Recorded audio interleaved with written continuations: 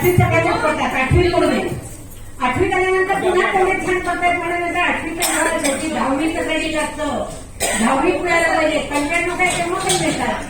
असं करत करत 3री पासून आम्ही तिला पुढच्या वर्षी देतायत का, पुढच्या वर्षी देतायत का, असं करत करत 10वीला तिने आतापर्यंतचं रेकॉर्ड ब्रेक करत 98.6 म्हणजे एकदम हॅट्रिकच केली.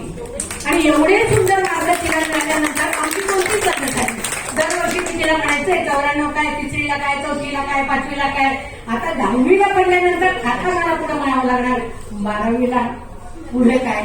पण मी आता तसं काही म्हणत नाही, पण त्यांच्या परीक्षात वेळेला त्या मार्काला तिकडे काही व्हॅल्यू नसते.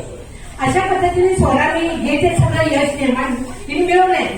पण त्या यशाच्या मागे सगळ्या जणांचे हात आहेत त्याचं ती निश्चितच आपण मागूयात. परंतु एखादी लहानशी मुलगी जेव्हा नुसती अभ्यासातच ती पुढे गेली तर वेगळा भाग आहे.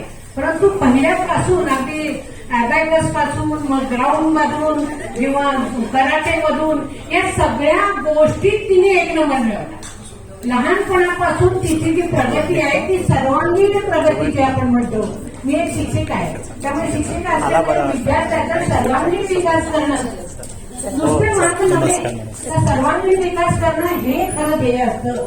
आणि ते तिच्या सर्व शिक्षकांनी पण, आई वडिलांनी पण आणि इतर सगळ्यांनी पण, ते सगळ्यांनी तिला भरपूर मदत केली म्हणून येऊ शकलं. आणि त्यामुळे अभ्यासाबरोबरच ती डान्स पण उत्तम करते, खेळतेही उत्तम, सगळ्या गोष्टी, गाणंही शिकलेली आहे, सगळ्या गोष्टी कराटेमध्ये आहे, सगळ्यातच तिने गोल्ड मेडल मिळवलेली आहे. त्यामुळे अशा तऱ्हेचा सर्वांगीण विकास करणारी माझी स्वर आहे. आणि त्यामुळे तिला सर्व गुण संपन्न अशी स्वर आहे.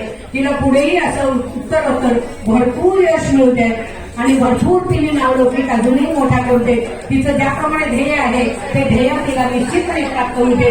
तुम्ही 2 शब्द बोलते. नमस्कार, थँक्यू.